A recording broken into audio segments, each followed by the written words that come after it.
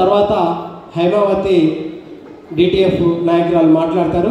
వెంకన్న గారు ఒక 5 నిమిషాల్లో వస్తారు. వెంకన్న గారిది చివరిలో ప్రసంగం ఉంటుంది. అన్వేష్ గారు. Thank you sir. ముందుగా ఈ వలస బతుకు పుస్తక ఆవిష్కరణ సభ సందర్భంగా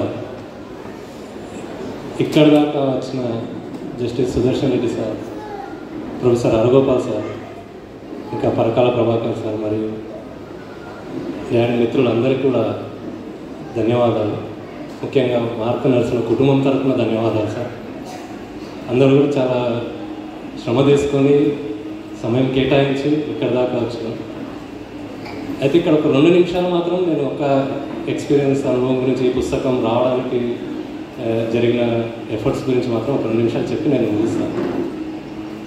ముందు తాత ఈ డైరీని రాసి చాలా కాలం అయింది, కొన్ని సంవత్సరాలే గడిచింది. తర్వాత మేము అప్పుడప్పుడు ఆ డైరీలోని కొన్ని పేజీలను చదువుతూ ఉన్నా, కొన్ని విషయాలను చర్చిస్తున్న తాత అప్పటికి ఉండే కాబట్టి తాతతో కూడా మాట్లాడేవాళ్ళం.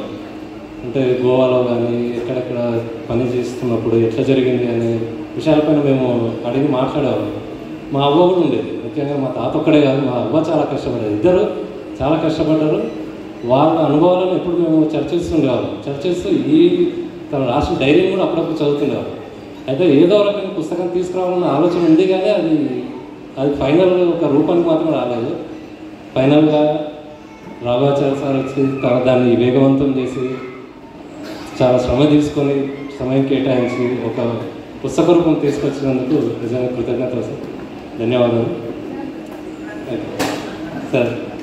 అయితే ఇక్కడ ఒక చిన్న సందర్భం, ఈ పుస్తకం మేము ఫేర్ చేస్తున్నప్పుడు చాలా విషయాలు మేము చదువుతున్నప్పుడు ఈ పుస్తకంలో ఒక రా ఫ్లేవర్ మనకు కనిపిస్తుంది. అంటే నేను ఈ మధ్యన ఒకటి మాక్సిమ్ గోర్కి రాసినటువంటి అమ్మ నవలను చదవడం స్టార్ట్ చేస్తున్నాను. అది ఇంకా మొత్తం చదవలేదు, కానీ ముందు స్టార్టింగ్లోనే మనకు గోర్కి రాసిన కార్మికుల బస్తీలు, ఆ కుటుంబాలు, ఆ కుటుంబ జీవితాలు ఎలా ఉంటాయో గోర్కి చాలా స్పష్టంగా రాసింది. గోర్కి ఎంత గొప్ప రచయితని మన అందరికీ తెలుసు. అయితే స్వయంగా గోర్కి ఒక కార్మికుడు కావడం వల్ల ఆ రా ఫ్లేవర్ వచ్చిందని మేము కొన్నిసార్లు మా మిత్రులతో మాట్లాడుతున్నప్పుడు మేము అనుకునేవాళ్ళం. స్వయంగా ఒక శ్రామికుడు రాసిన నవల కాబట్టి ఆ అమ్మ నవల అంత ఖచ్చితంగా ఆ విషయాన్ని చెప్పగలిగిందని అనుకునేవాళ్ళం. అదే రకంగా ఇప్పుడు ఈ వలస బతుకు పుస్తకాన్ని చూస్తే మా తాత నరసన్న ఏ రకంగా తను వలస కార్మికుడు, స్వయంగా తానే కార్మికుడు కాబట్టి ఆ జీవితాలు ఎంత దుర్భరంగా ఉంటాయో, ఆ జీవితాల్లో ఎంత దారుణమైన విషయాలు ప్రతిరోజు చోటు చేసుకుంటాయన్న విషయాన్ని కూడా తను స్పష్టంగా రాయడం జరిగింది. అంటే ఈ రకంగా అయితే ఈ సందర్భంలో ఒకటి గుర్తు చేసుకోవాలనిపిస్తున్నది ఏంటంటే, మేమంతా అప్పుడు చాలా చిన్న వయసులో ఉన్నాం. ఆ టైంలో వరకు కూడా చాలామంది ఇంకా గోవా, ముంబై పోయి పని చేసుకొని వచ్చేవారు. మేమంతా అప్పుడు స్కూల్లో చదువుతూ ఇంటికి వచ్చిన తర్వాత ఆడుకునేవారు. మేమంతా మిత్రులు, చిన్నపిల్లలను కలిసి ఆ బజార్లో ఆడుకునేది. అట్లా ఆడుకుంటున్న ఒక సందర్భంలో మాతో పాటు కలిసి ఆడుకుంటున్న ఒక మిత్రుడు తను అర్ధంతరంగా తనను పనికి తీసుకుపోయాడు. అప్పుడు మేమంతా అనుకున్నాం, అసలు మాతో ఆడుకునేవాడు మా మధ్య లేకుండా ఆడుకోకుండా అక్కడికి పోవడమే ఒక బాధాకరమైన విషయం. ఆ తర్వాత కొన్ని రోజులకు మాకు తెలిసింది ఏంటంటే, అక్కడ ప్రమాదవశాత్తు బిల్డింగ్ పై నుండి పడి చనిపోయాడని తెలిసింది.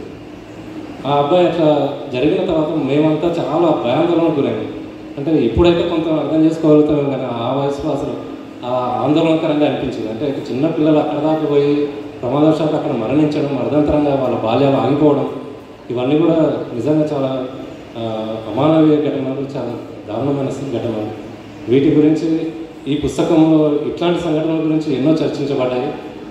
వీటితో పాటు ఈ ప్రస్తుత పరిస్థితుల్లో ఇప్పటికీ నిన్న కూడా రాఘవాచార్య సార్తో చిన్నగా మాట్లాడుతున్నప్పుడు, ఈ మీటింగ్ ఎట్లా జరపాలి వీటి గురించి మాట్లాడుతున్నప్పుడు సార్తో ఒక చిన్న డిస్కషన్ వచ్చింది. ఇప్పుడు ఏదో చాలామంది అంటున్నారు, అంటే వలసలు ఎక్కడున్నాయి, అసలు ఆగిపోయినాయి కదా వలసలన్నీ, ఇప్పుడు ఎక్కడ వలసలు ఉన్నాయి అంటే, సరే ముంబైకి పోయి వలస బస్సులు ఆగిపోవచ్చేమో, కానీ వలసలు మాత్రం ఆగుతలేవు.